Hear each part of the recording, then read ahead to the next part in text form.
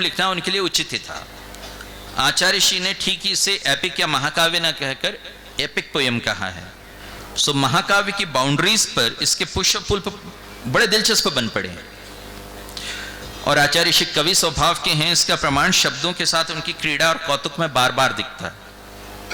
वातानुकूलता और बातानुकूलता, राख और खरा, याद और दया, कृपाण और कृपान, कमबल और कंबल, नमन और नम न जैसे शब्दों से ही उसका नया अर्थ संदर्भ निकालना, कुमारी, स्त्री, सुता, अबला, नारी जैसे शब्दों की नई व्याख्याएं शब्द से ही काढ़ लेना, शब्द से ही एक्सट्रैक्ट कर लेना। जैसे बहुत से प्रयोगों से वे लिंग्विस्टिक फॉसिल्स में, भाषाई जीवाश्मों में एक कौतुकार्थ के प्राण फूंकते हैं। वे सेट फ्रेसेस को अपनी नई तरह की वर्ड पेयरिंग से अनसेटल कर देते हैं। वे शब्द से ही तर्क की रोचक कमाई करते हैं और अपनी ही अनंत आवृत्ति से थक गए शब्दों का ऊर्जायन सा कर देते हैं। इसमें कुछ अटपटा लगे भी तो क्या जेम्स जॉयस के उपन्यास फिनेगेंस वैक के तीसरे पैराग्राफ में भी ऐसे ही प्रयोग नहीं मिलते? आपको लगता है कि वो उपन्यास था और ये कविता है? तो निराला के ताक कमसिन वारी से लेकर प्रयोगवाद और अकविता के अनुभवों के बारे में क्या कहेंगे? सो अंततः जिसका जीवन कविता हो गया हो, उसकी कविता जीवनदायिनी हो ही जाएगी। प्रणाम।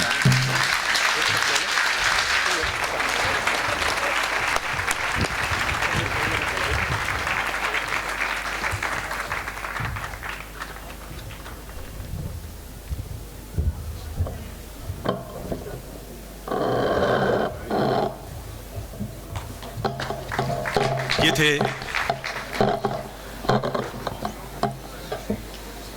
आदरणीय श्री मनोज श्रीवास्तव, मध्य प्रदेश शासन के वाणिज्य कर, संस्कृति एवं पुरातत्व विभाग के प्रमुख सचिव महोदय। आपको आपके प्रभावशाली वक्तव्य के लिए और यहाँ पधारने के लिए हम स्मृति चिन्ह आयोजन समिति की ओर से भेंट करना चाहते हैं। श्री कमल कुमार अजमेरा जी, स्वागत अध्यक्ष समिति के, और अन्य पदाधिकारी बहुत आत्मीयतापूर्वक सम्मान के साथ यह स्मृति चिन्ह आपको भेंट कर रहे हैं। वाग्मिता के साथ साथ विद्वता के साथ साथ सर्वसमावेशीपन, इसकी वानगी एक साथ आपने प्रस्तुत की। फिर से हम आपका स्वागत करते हैं और आपकी सहभागिता के लिए इस प्रथम सत्र में ही, तब जबकि एक नींव रखी जा रही है, बुनियाद रखी जा रही है मूक माटी महामंथन की, इतने प्रभावशाली वक्तव्य के माध्यम से आपने इसे एक नई दिशा दी है, इसे एक नई चेतना से जोड़ा है। आपका बहुत बहुत धन्यवाद।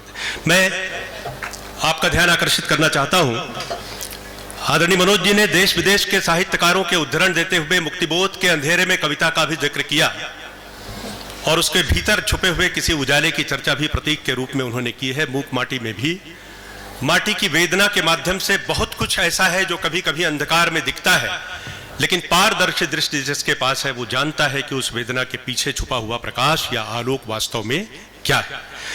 बस एक पंक्ति के साथ, एक बात के साथ मैं अगले वक्ता को सम्मान पूर्वक आमंत्रित करना चाहता हूं और आपका ध्यान आकर्षित करना चाहता हूं। आपने जब सुना पूरा शब्दों का जो पूरा ताना बाना जो मूक माटी में है, साहित्य की परिभाषा भी है, शव और शिव की बात भी वहां पर की गई है, मद्यपान की भी बात वहां की गई है और धर्म ध्यान की भी बात वहां पर की गई है। मुझे तो सारी पंक्तियां कई बार मुखाग्र याद आती हैं, लेकिन यहां पर हम उसके मर्म को जब छू रहे हैं तो एक निवेदन के साथ कि जीवन में किसी का रुदन किस तरह उसे ऊपर उठा सकता है, यह मूक माटी में है, परंतु किसी को रौंदना भी किस प्रकार ऊपर उठा सकता है, यह भी मूक माटी में है। और वो रौंदना कितना अहिंसक हो सकता है, वो रौंदना कितना अहिंसक हो सकता है, किसी के उत्थान में भी किए गए प्रयास में कितनी सतर्कता बरती जा सकती है, उपयोग किसे कहते हैं, विवेक किसे कहते हैं, डिस्क्रिशन किसे कहते हैं, रेशनल वे ऑफ थिंकिंग किसे कहते हैं, इन सभी बातों का समावेश मूक माटी में किया गया है। इन पंक्तियों के साथ कि माटी को रौंदो इतना अपने पांवों से माटी को रौंदो इतना अपने पांवों से कि कला करो से माटी की मूरत गड़ जाए।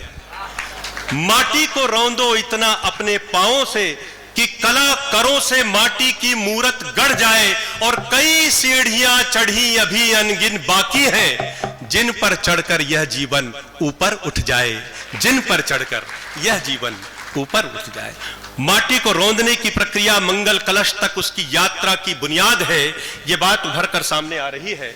मैं अगले वक्ता को सम्मान पूर्वक उसी प्रतिष्ठा को, उसी स्थापना को गति देने के लिए आमंत्रित करूंगा। लेकिन उसके पहले एक वक्ता प्रोफेसर तारिक जफर साहब, ठीक है, कुलपति भोज विश्वविद्यालय, भोज मुक्त विश्वविद्यालय भोपाल। भोज मुक्त विश्वविद्यालय ने एक बहुत बड़ी भूमिका निभाई है डिस्टेंस एजुकेशन में भी। आप सब जानते हैं नए नए पाठ्यक्रमों का निर्माण इस विश्वविद्यालय की उपलब्धि है। मैं बहुत आदरपूर्वक उन्हें पोडियम पर, माइक्रोफोन पर आमंत्रित करता हूं। मैं सर्वप्रथम महाराज जी को प्रणाम करता हूं और यहाँ जितने वक्ता मौजूद हैं उन सबको प्रणाम करता हूं। मैं अभी ज़्यादातर मूक माटी के बारे में जो कुछ सुना है, मुझे ऐसा लगता है कि इसकी आगे के क्लासेस में शुरू करने की बहुत सख्त ज़रूरत है। मैं सबसे पहले अपने भोज विश्वविद्यालय में ये कोर्स शुरू करना चाहूँगा। जय हिंद, जय भारत।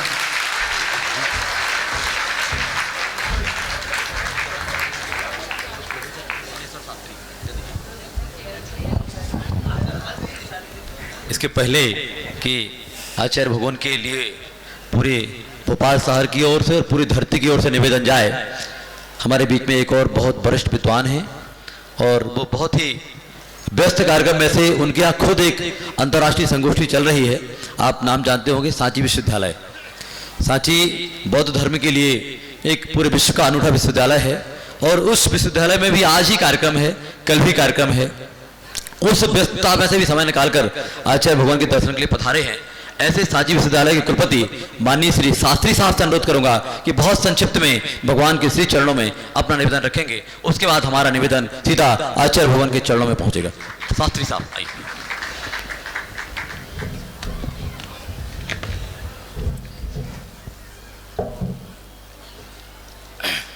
परम पूज्य आचार्य विद्यासागर जी शत शत कोटि प्रणाम, शत शत कोटि प्रणाम। और संतगण अनंत कोटि प्रणाम। मैं कर्नाटक का हूँ, इसलिए हिंदी भाषा में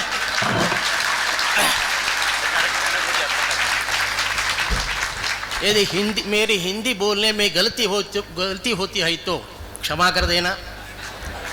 और ये मेरा भाग्य समझता हूँ, आयोजकों ने आचार्य श्री के मूक माटी काव्य पर 2 शब्द बोलने के लिए अवसर प्रदान किया।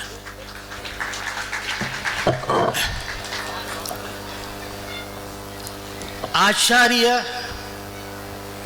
विद्यासागर जी एक महान तत्व चिंतक संत है, दृष्टा है, महाकवि है, ऋषि। हमारे शब्दों में, वेद शब्दों में कहना है, हमारी संस्कृति के शब्द में कहना है ऋषि है।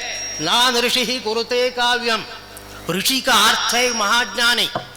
महाज्ञानी के सिवाय इस तरह का काव्य सर्जन नहीं हो सकता।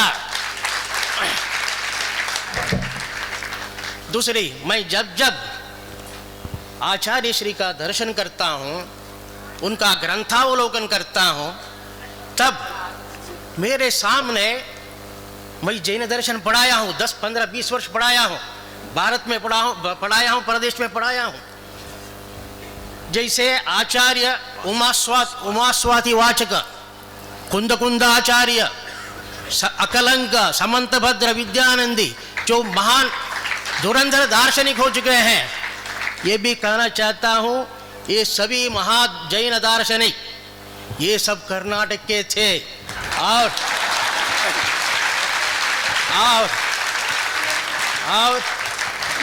आचार्य श्री जी भी हमारे कर्नाटक के हैं।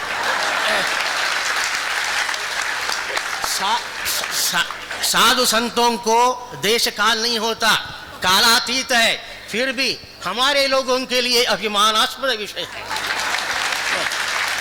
कि एक प्रथम शताब्दी से लेकर 9वीं शताब्दी तक के दार्शनिक है, उन पंक्तियों में ये एक है, उन महादार्शनिक परंपरा में विद्यासागर जी एक है।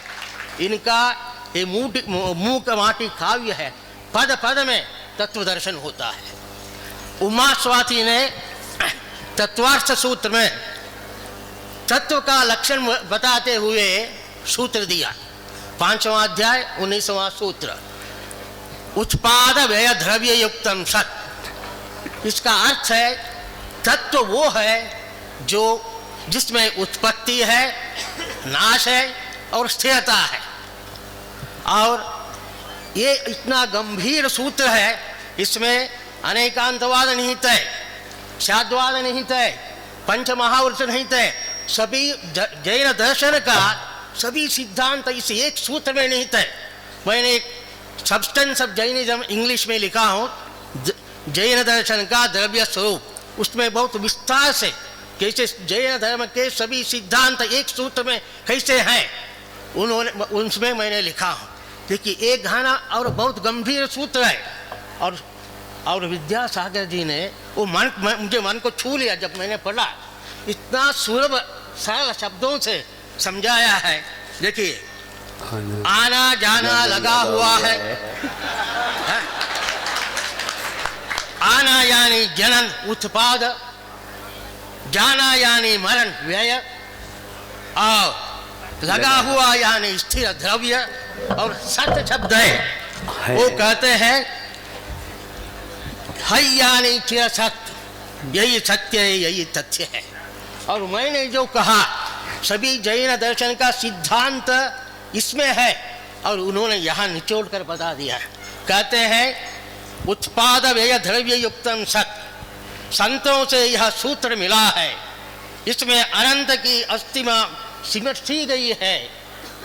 यह वह दर्पण है जिसमें भूत भावित संभावित सब कुछ झिलमिला रहा है, तय रहा है, दिखता है आस्था की आंखों से देखने से। इतनी सरल भाषा में कोई नहीं समझा सकता दार्शनिक तत्वों को। अभी अनुभव वाणी है, अनुभव के सिवाय कोई ऐसा नहीं लिख सकता। ये उत्स्फूर्त वाणी है, ये मुनि जी का उत्स्फूर्त वाणी है।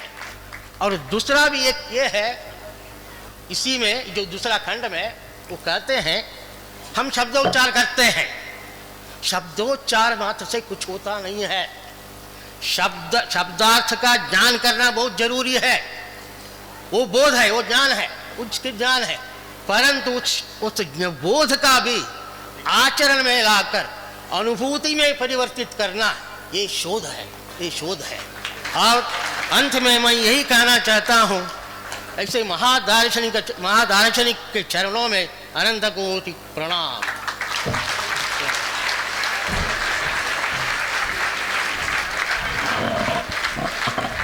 बहुत बहुत धन्यवाद प्रोफेसर साहब। एक कन्नड़ भाषी ने गजब की हिंदी बोली है, वो भी दिल से बोली है। और आचार्य भगवान के श्री चरणों में अर्घ्य चढ़ाते हुए उनसे निवेदन करेंगे, आचार्य भगवान के चरणों में निवेदन है कि हम सबको अपनी वाणी से उपकृत करने करते हैं। आचार्य भगवान नमस्ते। ओम नमः शुद्धेभ्यः, ओम नमः शुद्धेभ्यः, ओम नमः शुद्धेभ्यः। अहिंसा परमो धर्म की, आचार्य गुरुवर श्री कुंद भगवान की, आचार्य गुरुवर श्री ज्ञान सागर मुनि महाराज की,